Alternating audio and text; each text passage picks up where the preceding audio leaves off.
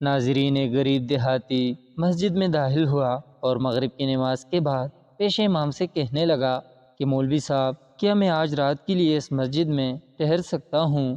میں مسافر ہوں اور صبح کی نماز کے بعد اپنی منزل پر روانہ ہو جاؤں گا۔ مولوی صاحب نے کہا، ٹھیک ہے میاں، آپ آج رات کے لیے مسجد میں قیام کر سکتے ہیں، مگر آج رات کا کھانا آپ کے لیے میرے گھر سے آئے گا۔ مسافر نے کہا، مولوی صاحب، آپ کی اس دعوت کا شکریہ، مگر میں رات کے کھانے میں مچھلی ہی کھاؤں گا۔ مسافر کی یہ بات سن کر مولوی حیران ہوا۔ تمام نمازی مسافر کا منہ تکنے لگے کہ اس نے یہ کیسی عجیب بات کی ہے۔ مولوی صاحب نے مسافر سے کہا کہ بھائی، گھر میں جو بھی ہم سب کے لیے پکا ہوگا وہ میں وہی لے کر آؤں گا۔ اب شام ہو چکی ہے، میں آپ کے لیے مچھلی کہاں سے لے کر آؤں گا؟ آپ نے تو بڑی عجیب فرمائش کی ہے۔ مسافر نے کہا کہ آپ فکر نہ کیجیے، اپنا ایک شاگرد بھیجیے، وہ میرے لیے مچھلی ہی لے کر آئے گا۔ تمام نمازی بھی رک گئے کہ دیکھتے ہیں کہ کیا مسافر کی بات سچ نکلتی ہے۔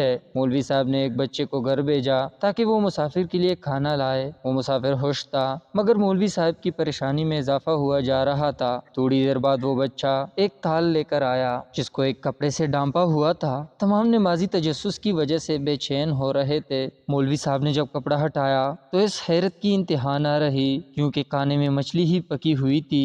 مولوی نے مسافر سے کہا، یہ کیا ماجرا ہے؟ سمجھ نہیں آ رہی۔ پچھلے 3 ماہ سے میں نے بھی مچھلی نہیں کھائی، لیکن آج یہ میرے گھر سے خصوصاً تمہارے لیے کیسے آئی؟ مسافر مولوی صاحب کو دیکھ کر مسکرانے لگا۔ مولوی صاحب نے غصے کی حالت میں گھر گئے اور بیوی سے کہا، تم نے آج اس مسافر کے لیے مچھلی کیوں پکائی، جبکہ میں نے تجھے بتایا بھی نہیں تھا اور مچھلی خرید کر بھی نہیں دی تھی؟ مولوی صاحب کی بیوی نے کہا، آپ کیوں غصہ ہو رہے ہیں؟ میں نے گھر میں مچھلی نہیں پکائی۔ آپ تو جانتی ہی ہیں کہ آپ کے بڑے بھائی کے بیٹے کا آپریشن تھا اور آپ کے بھائی کی منت تھی کہ اللہ تعالیٰ میرے بیٹے کو شفا دے۔ میں کسی مسافر کو کھانا کھلاؤں گا۔ جب اسے معلوم ہوا کہ مسجد میں کوئی مسافر ٹھہرا ہے تو وہ کھانا لے کر ہمارے پاس آیا اور کہا کہ بھائی صاحب سے کہنا کہ بنی ہوئی مچھلی مسافر کو دے دیں۔ جب شاگرد مسافر کے لیے کھانا لینے آیا تو میں نے مچھلی کا تال اسے تھما دیا۔ بیوی کی بات سن کر مولوی صاحب کو حیرت ہوئی۔ وہ واپس مسافر کے پاس گئے اور پوچھا، تجھے کیسے معلوم تھا کہ آج رات کے کھانے میں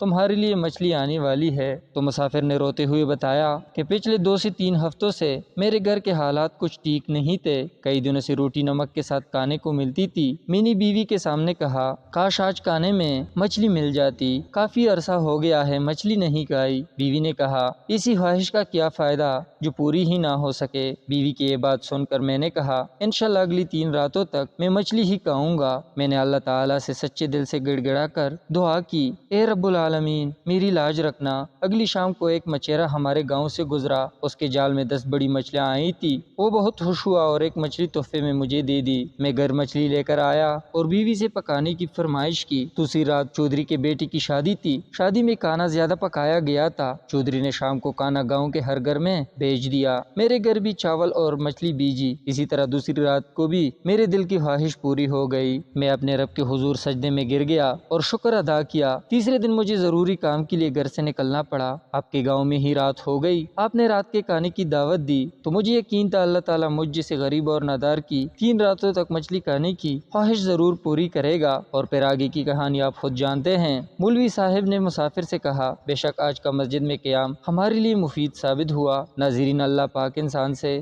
بے پناہ محبت کرتا ہے۔ اگر اپنے پروردگار پر یقین پختہ ہو اور سچے دل سے مانگے تو وہ اپنے بندے کو کبھی مایوس نہیں کرتا اور اس کے سارے معاملات درست فرما دیتا ہے۔ ناظرین، ہماری دعائیں اس لیے قبول نہیں ہوتی کہ ہم سچے دل سے اور لگن سے گڑ گڑا کر دعا نہیں مانگتے۔ اگر ہم پروردگار کے سامنے رو کر اور پوری توجہ کے ساتھ دعا مانگے تو وہ ضرور قبول ہوگی۔